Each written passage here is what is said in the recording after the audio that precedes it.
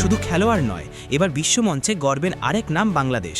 নারী টি-20 বিশ্বকাপে একসাথে খেলবে টাইগার নারী দল, আর একই আসরে দায়িত্ব পালন করবেন একজন বাংলাদেশি আম্পায়ার। এটা শুধু একটি নির্বাচন নয়, বরং বাংলাদেশের ক্রিকেটের জন্য বিশাল এক সম্মান। কে সেই আম্পায়ার, কিভাবে তিনি পৌঁছালেন এই মঞ্চে, আর কতটা কঠিন চ্যালেঞ্জ অপেক্ষা করছে সামনে? চলুন জেনে নিই গর্ব আর অর্জনের এই অনুপ্রেরণার গল্প। বিশ্ব ক্রিকেটে বাংলাদেশের অবস্থান দিন দিন আরও শক্তিশালী হচ্ছে। এবার তার আরেকটি প্রমাণ মিলল নারী ক্রিকেটে। আইসিসি উইমেন্স টি-20 ওয়ার্ল্ড কাপ 2026-এ শুধু খেলোয়াড় হিসেবেই নয়, আম্পায়ার হিসেবেও প্রতিনিধিত্ব করতে যাচ্ছে বাংলাদেশ। এই মর্যাদাপূর্ণ দায়িত্ব পেয়েছেন সাথীরা জাকির জেসি। আন্তর্জাতিক ক্রিকেট কাউন্সিল অর্থাৎ আইসিসি ইতোমধ্যেই তাকে এই বিশ্বকাপের জন্য মনোনীত করেছে।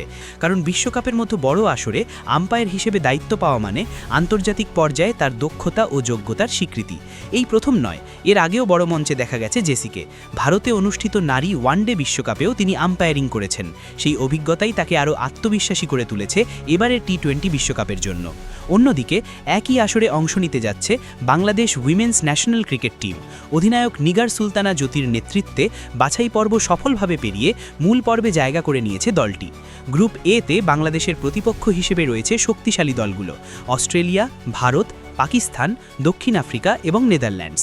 ফলে শুরু থেকেই কঠিন চ্যালেঞ্জের মুখোমুখি হতে হবে টাইগ্রেসদের। এই টুর্নামেন্টটি অনুষ্ঠিত হবে ইংল্যান্ডে। আগামী 12 জুন এজবাস্টনে স্বাগতিক ইংল্যান্ড ও শ্রীলঙ্কার ম্যাচ দিয়ে শুরু হবে এই আসর। বাংলাদেশ তাদের প্রথম ম্যাচ খেলবে 14 জুন নেদারল্যান্ডসের বিপক্ষে। গ্রুপ পর্ব চলবে 12 থেকে 28 জুন পর্যন্ত। এরপর সেমিফাইনাল অনুষ্ঠিত হবে দ্য ওভালে, আর ফাইনাল হবে ঐতিহ্যবাহী লর্ডস ক্রিকেট গ্রাউন্ডে। এই বিশ্বকাপ শুধু খেলোয়াড়দের জন্য নয়, আম্পায়ারদের জন্য বড় পরীক্ষা। প্রতিটি সিদ্ধান্ত, প্রতিটি মুহূর্তে থাকতে হয় নিখুঁত মনোযোগ, আর সেই চ্যালেঞ্জ নিতে প্রস্তুত জেসি। সব মিলিয়ে এই আসরটি বাংলাদেশের জন্য হতে যাচ্ছে দ্বিগুণ গর্বের। একদিকে মাঠে লড়বে টাইগ্রেসরা, অন্যদিকে মাঠ পরিচালনায় থাকবেন বাংলাদেশেরই একজন প্রতিনিধি। এখন দেখার বিষয় নিগার সুলতানাদের দল কতটা ভালো পারফর্ম করতে পারে এবং সাথীরা জাকির জেসি তার দায়িত্ব কতটা সফলভাবে পালন করেন।